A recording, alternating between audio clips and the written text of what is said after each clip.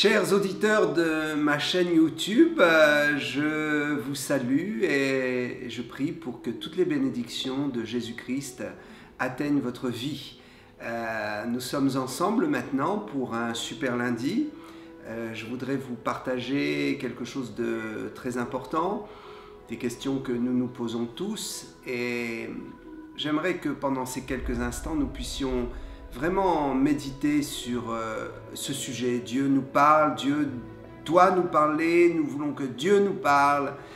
J'aimerais prier un instant. Seigneur Jésus, merci pour ta grâce et ta bénédiction sur nos vies. Nous te prions que maintenant les paroles de vérité puissent atteindre notre conscience et que nous puissions réagir positivement selon ta volonté. Amen, amen, amen, amen.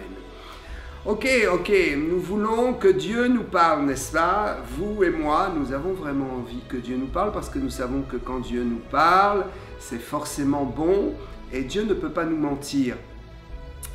La question n'est pas de savoir est-ce que Dieu va nous parler, est-ce que Dieu a envie de nous parler. Bien sûr que Dieu veut nous parler. Dieu a tellement envie de nous communiquer tellement de choses, il a envie que nous entrions dans la connaissance et que nous ne marchions pas dans l'ombre et dans l'insécurité. Mais le vrai problème, est-ce que nous sommes prêts à entendre ce que Dieu a à nous dire? Dieu ne parle pas pour rien dire. Et Dieu parle toujours pour nous faire aller de l'avant et nous permettre de sortir de notre coquille, de sortir de notre zone de confort. Nous sommes là et nous ne pensons pas que finalement l'objectif de Dieu est de nous faire grandir. C'est pourquoi à chaque fois que Dieu veut nous parler, c'est pour nous faire grandir et pour nous amener dans nos délivrances. La question, est-ce que vous et moi, nous sommes prêts vraiment à entendre ce que Dieu a à nous dire? Dans Jean chapitre 16, versets 11 et 12, il est écrit « J'ai encore beaucoup de choses à vous dire, à vous partager, mais vous ne pouvez pas les porter maintenant. » Quand le consolateur sera venu, l'Esprit de vérité, il vous conduira dans toute la vérité. Vous et moi, nous avons réellement besoin du Saint-Esprit. Nous avons besoin de l'onction dans nos vies. Nous avons besoin d'un vrai contact avec l'Esprit de Dieu pour que le Seigneur puisse nous parler et que ses paroles puissent nous atteindre et que nous puissions obtenir l'assistance de l'Esprit pour comprendre les paroles de Dieu, pour les accepter et pour rentrer dans toute la volonté du Seigneur. Dans la grande majorité des cas, Dieu veut nous parler pour nous faire progresser. Et dans la majorité des cas, la chair n'est pas prête à entendre ce que Dieu a à dire. C'est pourquoi nous avons besoin de l'onction, nous avons besoin du Saint-Esprit. Chaque fois que le Saint-Esprit est plus intime avec vous, à ce moment-là, Dieu commence à vous parler.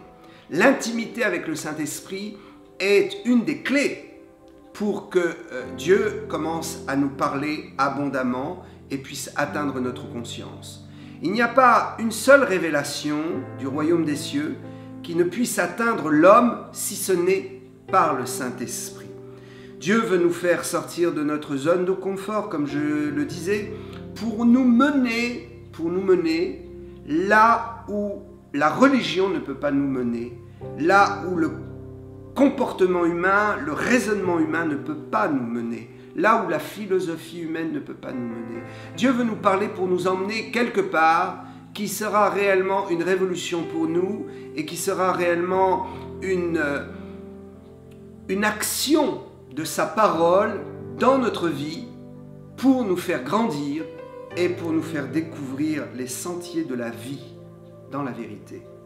Dieu veut nous mener par ses paroles et nous emmener par ses paroles dans notre destinée et dans ce qu'il y a de meilleur pour nous.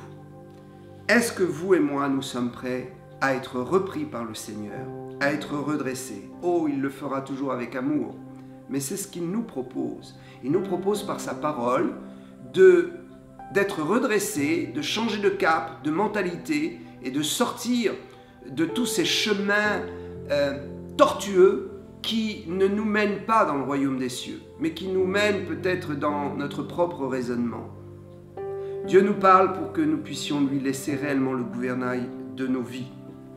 Vous savez, La Bible compare souvent la maturité spirituelle, l'élévation à la puissance de l'aigle et peut-être à la vie de l'aigle.